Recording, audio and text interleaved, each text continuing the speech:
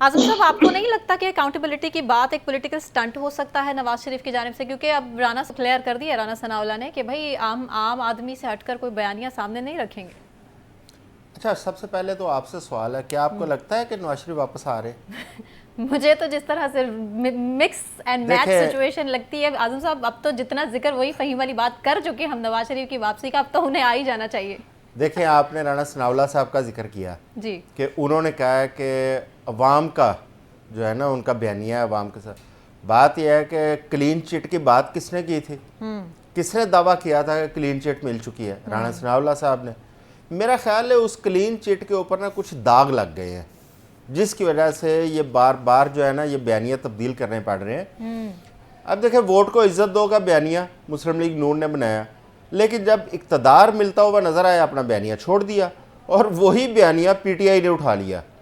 और अब फिर जब इस्टेब्लिशमेंट से मिल के दोबारा क्लीन चिट मांगी जा रही है, गारंटियाँ मांगी जा रही हैं, डील्स हो रही हैं, पाकिस्तान वापसी के लिए अपने रास्ते साफ करने के तकाजे किए जा रहे हैं, तो फिर वहीं पे आ गए हैं कि आप एक तरफ आप कह रहे हैं कि कटहरे में लाया जाए उन लोगों को जो 2018 की हुकूमत बनाने वाले थे, एक तरफ आप कह रहे हैं कि नवाज शरीफ की जो वापसी है उसके जो परेशान है वो आइन शिकन है। पहले तो ये भी क्लियर कर दें कि नवाज शरीफ की नवाज शरीफ की वापसी से कौन कौन से जो परेशान आइन शिकन कौन कौन से हैं, यह भी मुस्लिम लीग नून डिफाइन करे, मरियम नवाज साहबा ने कहा।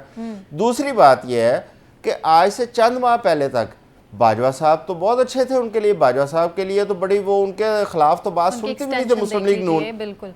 आज फिर बाजवा साहब पे रख के और फैज़ हमीद साहब के रख के या चंद जजों पे रख के एक नया बयानिया बनाने की कोशिश की जा रही है। देखें जी, इस वक्त मैं एक आपके प्रोग्राम में एक दिन आपकी साथा से मैंने बात की थी कि ये सारे मांग रहे हैं लेवल प्लेइंग फील्ड, लेकिन हमारे मुल्क में एक बैलेंसिंग एक्ट का आगाज़ होने जा रहा है जो इस वक्त नज़र आ रहा है। जिस तरह नैब के केसेस दोबारा खुले, जो ब्रिगेडियर साहब बात कर रहे थे कि हमारे लॉ इन्फोर्समेंट एजेंसीज़ के अंदर से चुन चुन के अफसरों को दोबारा नैब में लाया जा रहा है। भाई उन्होंने यहाँ पे आके कोई लूडो या कैरम बोर्ड तो खेलना नहीं है, उन्होंने तहकीकात करनी है, और किन लोगों की करनी है? जिन्होंने लूटा है पाकिस्तान में, उसमें चाहे मियां नवाज शरीफ हो, चाहे जरदारी हो, चाहे इमरान खान हो, कोई भी हो जिसने इस मुल्क को लूटा है, उसको एहतसाब के कटहरे में आना चाहिए। हाँ, इस पर कंप्रोमाइज़ नहीं होना चाहिए। ये जो एक सियासी बयानिया बना लिया जाता है ना कि फलां बंदे को जी सियासी अताब का निशाना बनाया गया, फलां बंदे जो है ना वो करप्शन दिया का, जा रहा है, और फलां को एनआरओ ये इस तरह नहीं होना चाहिए। जिसने इस मुल्क को नुकसान पहुंचाया है, इस मुल्क की मईशत को नुकसान पहुंचाया है, उस बंदे का एहतसाब होना चाहिए, उसको कटहरे में आना चाहिए। हम मईशत की अगर बात करते हैं, माजी के अंदर कुछ हुकूमतों की अगर मईशत ठीक थी तो माजी के अंदर चलते चलते अचानक जब सिस्टम डीरेल होता है, आप देखिए अचानक मईशत आपकी बिल्कुल ज़मीन पर आ गिरती है।